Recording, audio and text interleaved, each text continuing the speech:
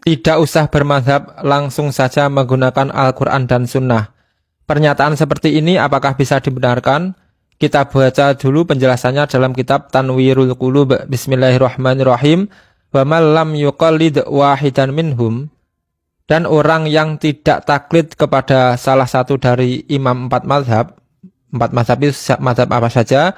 Mazhab Syafi'i, mazhab Maliki, mazhab Hambali, dan mazhab Hanafi.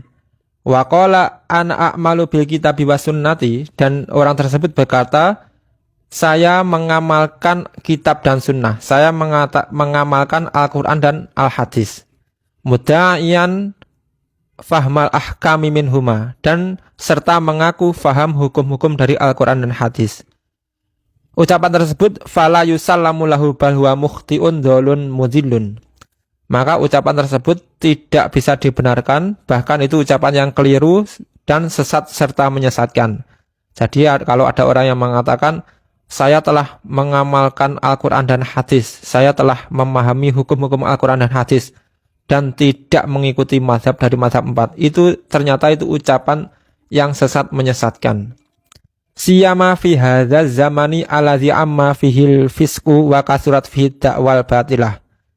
Apalagi di zaman ini yang telah banyak kefasikan dan banyak pengakuan-pengakuan yang batil.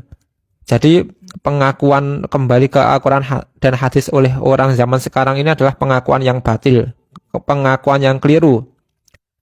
Alasannya li'annahu istizharu ala a'immatiddin, karena dia telah berusaha mengungguli dari imam-imam empat mazhab tersebut.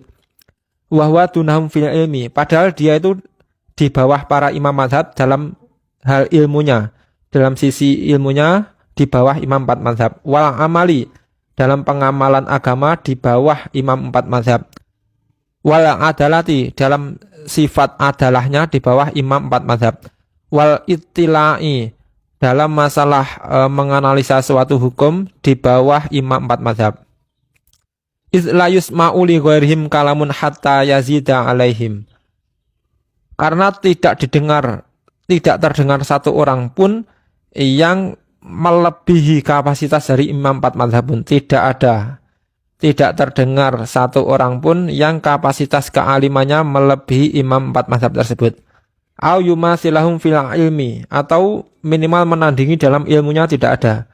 Wal adalati, menandingi dalam sifat adalahnya tidak ada. Wal ihatati bi ilmi arabiyati, dan menguasai ilmu Arabiahnya itu tidak ada yang menandingi imam empat mazhab.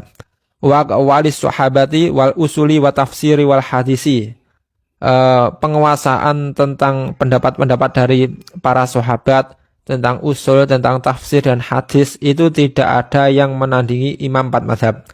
Wa fit tahqiqi baqiyati syuruti ijtihadi, dan dalam detail-detail lain yang memenuhi syarat ijtihad tidak ada yang sama menyamai imam empat mazhab. Wa hadza mustahilun, dan ini mustahil jika ada orang sekarang yang mengatakan bisa menandingi atau menyamai imam empat mazhab. Li'anna minal a'immati Aba Hanifah wa huwa tabi'iyun, karena di antara dari imam empat mazhab tersebut ada Abu Hanifah, yaitu mazhab Hanafi, dan beliau termasuk tabi'in. Tabi'in itu generasi setelah para sahabat. Wa kadza qila fi Malik wa Syafi'i wa Ahmad min tabi'it tabi'in.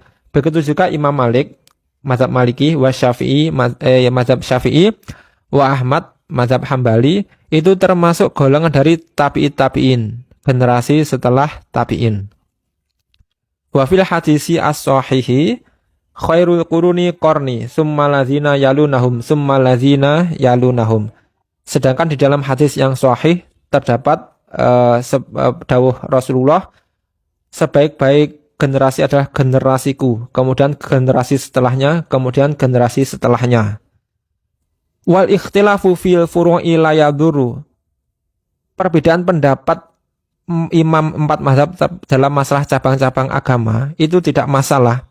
Bal huwa rahmatun, akan tetapi itu malah sebuah rahmat. Kenapa?